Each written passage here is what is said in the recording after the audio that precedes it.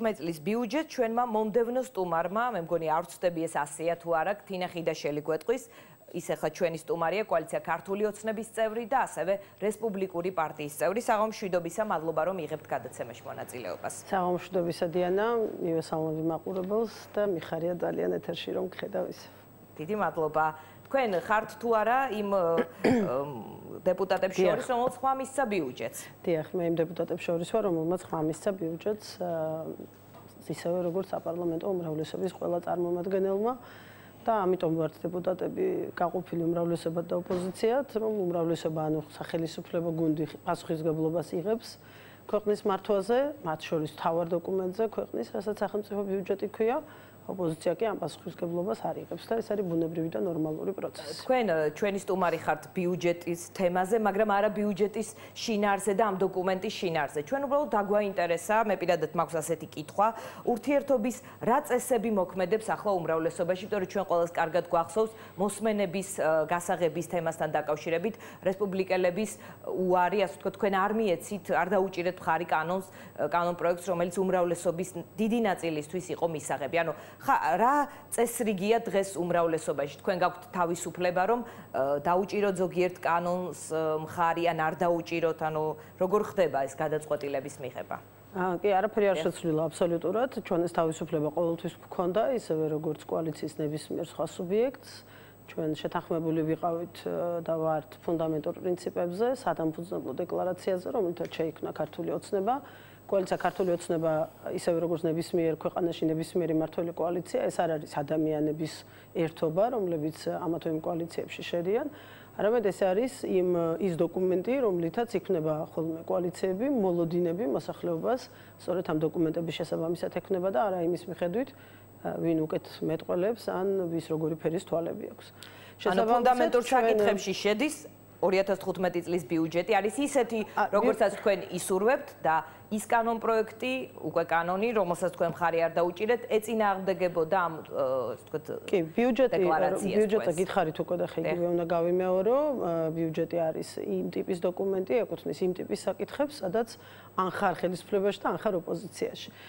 იმიტომ რომ ბიუჯეტის რომელიღაც პუნქტთან დაკავშირებით შეიძლება არ ქონდეს აბსოლუტური თანხმდრა დამოკიდებულების, ან იმიტომ რომ შეიძლება ისურვებდი რომ რაღაცა სხვანაირად ყოფილიყო, ეს არ არის საკმარისი პირობა იმისთვის, თუ ხარ ხელისუფლებაში, რომ ბიუჯეტს არ დაუჭირო მხარი. მე ჩემს გამოსვლაში პარლამენტში ორ საკითხზე გავამახვილე ყურადღება, რა თქმა უნდა, ბევრი სხვა საკითხიც არის, უბრალოდ დროის ლიმიტიდან გამომდინარე სხვა საკითხებისთვის დრო არ მქონდა.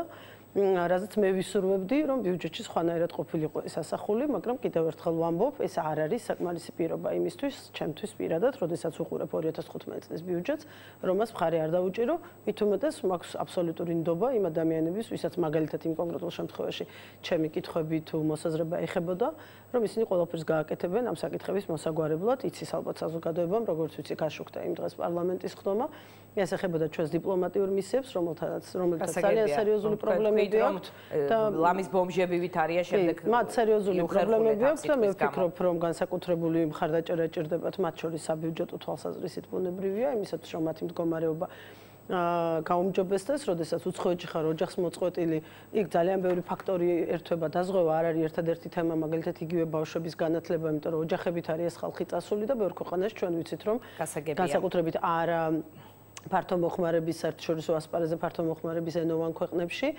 ეს სერიოზული პრობლემაა, იმიტომ რომ მათ კერძო სკოლებში უწევთ სიარული და საჯარო კოალიციაში. უბრალოდ იმის თქვა მინდა ამითი, რომ ეს არ ნიშნავს, როდესაც ვინმე იქ ადამიანი აქ თინა ხიდაშელში არ არის მხოლოდ საქმე, ის 82 დეპუტატი, როდესაც ხმას აძლევს ბიუჯეტს, ეს არ ნიშნავს, რომ აბსოლუტურად ყველა პუნქტი გაკმაყოფილებს ბოლომდე და საერთოდ აღარც კითხვა გაქვს, აღარც აზრი გაქვს, აღარც პრეტენზია აღარ შენიშნა, ეს ამას არ ნიშნავს, მაგრამ ეს ნიშნავს პასუხისმგებლობის აღებას და დიახ, მე და თამამად ვაცხადებ, რომ პარტია, რესპუბლიკური პარტია და შესაბამისად პარლამენტში ფრაქცია რესპუბლიკელები ისევე ვიღებთ პასუხისმგებლობას ამ ბიუჯეტზე, როგორც ჩვენი კოლეგები სხვა ფრაქციები. მე მახსენდება კოალიციის ის ხდომა, პოლიტსაბჭოს ხდომა, რომელსაც ყოფილი პრემიერიც ესწრებოდა, რომელსაც ესწრებოდნენ ასევე თავისუფალი დემოკრატები და რამდენიმე წუთში დატოვეს. აი ამ ხდომაზე შესვლის წინ თქვენი პარტიის ლიდერმა თქვა, რომ ჩვენ ალბათ თემატურ თანამშრომლობაზე გადავალთო, იქედან გამოსვლისას ასე ასე აღარ გაუმეორებია. ეხლა თქვენ კოალიციაში როგორი ურთიერთობები გაქვთ, როგორ გძნობთ თავს? მაინც მინდა ეს კითხოთ და განსაკუთრებით ეს კითხვა გამიჩნდა დავით უსუფაშვილი პარლამენტის თავმჯდომარე გამოვიდა აი მოსმენების თემასთან დაკავშირებით და თქვა რომ ჩვენი დანაპირები უნდა შევასრულოთ შინაგან საქმეთა სამინისტროს გაყოფაზე იყო საუბარი და მთავრობამ თქვა რომ იწყება ეს გაყოფა. ეს ნიშნავს თუ არა იმას რომ თქვენ ისე ეძვირფასებით კოალიციას რესპუბლიკელები რომ აი ესეთი სწრაფი რეაქცია და რეაგირება მოყვა პარლამენტის თავმჯდომარის თქვენივე პარტიის წევრის განცხადებას. პარტიის ლიდერის. კი ბატონო, მე შემიძლია გითხრათ რომ დიდი სიამოვნებით ალბათ პარტიის ლიდერის, მაგრამ არა თავმჯდომარის. ხო, არა, რა თქმა უნდა, ის არ არის პარტიის თავმჯდომარე, ჩვენ პარტიას ეს კომფორტი აქვს. რომ ბევრი ყოფილი თავმჯდომარე არის იქ და ერთად მუშაობენ ყველანი ისევე როგორც მოქმედი თავმჯდომარე. დიახ, მე შემიძლია სიამოვნებით გითხრათ თუ ეს სიმართლე არის, რა თქმა უნდა, ხმე ყველას მაგივრად ვერ ვილაპარაკებ, რომ ალბათ ვეძვირფასებით კოალიციას, ამისი დიდი იმედი მაქვს, მაგრამ ვეძვირფასებით თუ არ ვეძვირფასებით, ეს ემოციის ნაწილია. მნიშვნელოვანი ის არის, რომ დათოს პარლამენტის თავმჯდომარის ბოდიშს ვიხდი, ძალიან ჩემის აზრით მნიშვნელოვანი და ესეთ როგორ გითხრათ პროგრამულ გამოსვლას თუ შეიძლება ითქვას დემოკრატიის განვითარების თვალსაზრისით დღის წესრიგის მთავარ საკითხებზე მყისიერი რეაქცია მოყვა.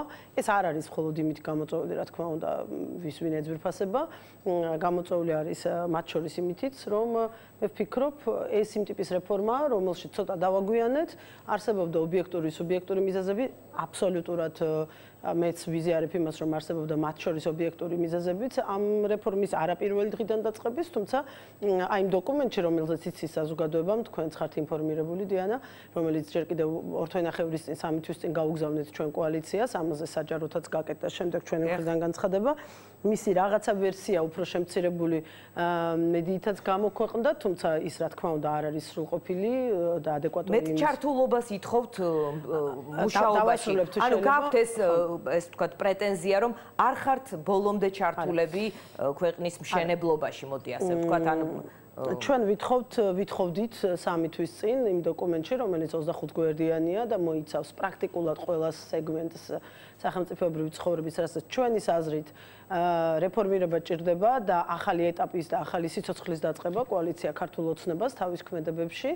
და რა თქმა უნდა, თუ კი არის თანხმდრა აზრების დღესაც, ისე როგორც ეს 2 წლის წინ იყო, როდესაც საარჩევნო პროგრამა კეთდებოდა და როდესაც სადამფუძნებლო დეკლარაცია იწერებოდა, მაშინ ჩვენ მზად ვართ, გვაქვს იმისი ამბიცია და პრეტენზია, რომ არა ყველაზე ნაკლებად შეგვიძლია ამ რეფორმებში მნიშვნელოვანი როლის თამაში მათ შორის და განსაკუთრებით, როდესაც საქმე ეხება დემოკრატიული ინსტიტუტების გაძლიერებას, როდესაც საქმე ეხება სამართლებრივი სახელმწიფოს ჩამოყალიბებისკენ მიმართულ რეფორმებს. თინა ალბათ ყველას არ ეძვირფასებით, მაგალითად უმრავლესობის ლიდერმა თქვა გააკეთა განცხადება, რომ სადღაც მომავალში გხედავთ ნაციონალურ მოძრაობასთან თქვენს ინტერესებს გადაკვეთილს. მე ხა ნამდვილად არ მინდა უმრავლესობის ლიდერთან დაკავშირებით პასუხი მთელი ამ ხნის განმავლობაში თავს ვიკავებ ამ ინტერვიუზე პასუხის გაცემისგან, იმიტომ რომ ძალიან კარგი პოლიტიკური მეხსიერება მაქვს და ძალიან არ მიყვარს ხოლმე ჩემი პოლიტიკური მეხსიერებიდან გამომდინარე ამბების შეხსენება, ამიტომ არ არის პრობლემა, საზოგადოებას კარგი მეხსიერება აქვს ასევე, არა მხოლოდ ჩვენ. ანუ დავით საგანელიძესთან დაკავშირებით რაღაცების გახსენება გინდათ? არა, არ მინდა. ამით დავიწყე, რომ არ მინდა, არანაირი სურვილი არ მაქვს, ჩემთვის ბევრი რამე მახსოვს, ეს მუდამ მემახსოვრება, მაგრამ ვუფრთხილდები ურთიერთობებს იმ ადამიანებისგან განსხვავებით, რომლებიც მზად არიან ხოლმე უცბად აი ესე ემოციურ ფონზე რაღაცა ისეთი თქვან, რაც საბოლოო ჯამში ჩემის აზრით მათვე დააზარალებს. არ გვაქვს ბევრი დრო, ძალიან მოკლედ მინდა ერთ კითხვას თქვენი პასუხი. საკადრო ცვლილებები იყო მთავარი თემა ბოლო 2 კვირის განმავლობაში.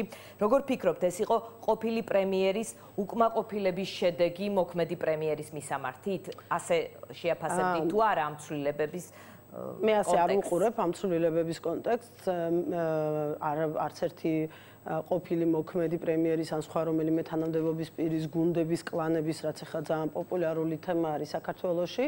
ეს იყო ძალიან ჯანსაღი პროცესი, არის ძალიან ჯანსაღი პროცესი, ძალიან სწორი, სწორ დროს, სწორად ჩატარებული ცვლილებები, განხორციელებული ცვლილებები და აგრეთვე მე ვიტყოდი ჩემი შეხედულებით, ჩემი დამოკიდებულებით, რომ შესაძლოა რაღაცა დოზით ამაში მნიშვნელოვანი როლი ითამაშა. შესაძლოა რომ მე პრინციპში დარწმუნებული ვარ და იმედი მაქვს, რომ დიდი როლი ითამაშა სწორედ მოსმენების კანონის განხილვის დროს განვითარებულმა მოვლენებმა. სულ 9 წუთი მინდა ნამდვილად უცბად გეტყვით, რას გულისხმობ. იგულისხმება ის, რომ აი იმ პროცესმა, იმ დისკუსიამ, რომელიც ჩვენ არ გვინდოდა რომ შემდგარიყო, სიმართლე რო გითხრათ, ჩვენ ამაზე ბევრი ვისაუბრეთ კოალიციის შიგნით, შემდეგ გარეთაც იყო საჯაროთაც ამაზე საუბარი. მე პარლამენტში ჩემი გამოსვლის დროს ეს სპეციალურად და სპეციფიურად დავღნიშნე, რომ ძალიან არ მინდოდა ქვეყანაში ის დისკუსია წარმართულიყო, რომელიც იყო, იმიტომ რომ ეს შინაგან საქმეთა სამინისტროს უფრო მყიფეს ხდიდა, მის მიმართ აგრესიას ზრდიდა, სწორ ან არასწორ სხვადასხვა ადამიანები ამას სხვადასხვანაირად აფასებენ, მაგრამ საბოლოო ჯამში ამას მნიშვნელობა არ აქვს. რაღაცა ტიპის წარმოდგენებს კიდევ უფრო მეტად ამყარებდა, რომელიც ამ უწყებასთან დაკავშირებით წლების განმავლობაში ჩამოყალიბდა და ეს საბოლოო ჯამში არავისთვის და არაფრისთვის სახელმწიფოს მშენებლობისთვის ნამდვილად არ იყო სასარგებლო, თუმცა სამწუხაროდ ყველაფერი ისე წარიმართა, როგორც წარიმართა და ჩვენ ვერ მოვახერხეთ თავიდან აგვეცილებინა აი ეს რიტორიკული კონფრონტაცია, მოდით ესე ვთქვათ, რომელიც ქვეყანაში წარიმართა. იმ პროცესმა, იმ დისკუსიამ, ჩემის აზრით, ძალიან მარტივად ყველას დაანახა, ვისაც ვთქვათ, მანამდე ეს ესე ნათლად არ ქონდა წარმოდგენილი რეფორმის აუცილებლობა, თუნდაც პირველი პერსონალურ დონეზე და შემდეგ უკვე ინსტიტუციონალურ დონეზე. ერთი ბოლო შეკითხვა მაქვს ასეთი მართლმსაჯულების პოლიტიზირების შესახებ ეუთო საპარლამენტო ასამბლეის სპეცწარმომადგენლის განცხადებას. თქვენ უპასუხეთ, რომ სამეზობლოში მიიხედ მოიხედოსო. თქვენი ამბიცია, როგორც ქართული ოცნების ერთ-ერთი წევრის, კოალიციის წევრის, ერთ-ერთი ლიდერის და პოლიტიკოსის, რომელიც ამბობთ, რომ ქვეყნის მართვაზე გაქვთ თქვენს, ამაში გაქვთ თქვენი წვლილი და მონაწილეობის მიღება გინდათ, როგორ ფიქრობთ ის, რომ აზერბაიჯანზე და სომხეთზე უკეთესი ვითარება არის თუ იქნება, ესეც არის თქვენი ამბიცია, თუ უფრო მეტია თქვენი ამბიცია? ხალხთან დიანა, მე ძალიან მწუხარ, როგორც ჩანს რაღაცა ძალიან დიდ გაუგებრობაში მოვხდით ყველანი ერთად მე და ჟურნალისტები, თქვენ არ ახართ პირველი, ვინც ამ კითხვას მოსვს, იმიტომ რომ თქვენ ვერ მიმითითებთ. ასეთი შთაბეჭდილება დარჩა ამ განცხადებიდან. სწორია, ალბათ შთაბეჭდილება დარჩა, თუმცა ვერ წამიკითხავთ ფრაზას, რომელიც ამ შთაბეჭდილებას ადასტურებს. სამეზობლოში მოიხედოს და იმის შემდეგ, რაც ობიექტურ განცხადებებს გააკეთებენ სამეზობლოში ადამიანის უფლებების მდგომარეობის შესახებ, შესაძლოა უფრო სერიოზულად მიუდგეთ ამ განცხადებას. სწორედ ამან ჩვენი მეზობლები. აი ეს არის, ზოგადად ზუსტად ეს არის ის, რაც მე ვთქვი და არა ის, რაც იყო თქვენი კითხვის კონოტაცია. ანუ მე საქართველოსთვის კი არ დავადგინე სტანდარტი.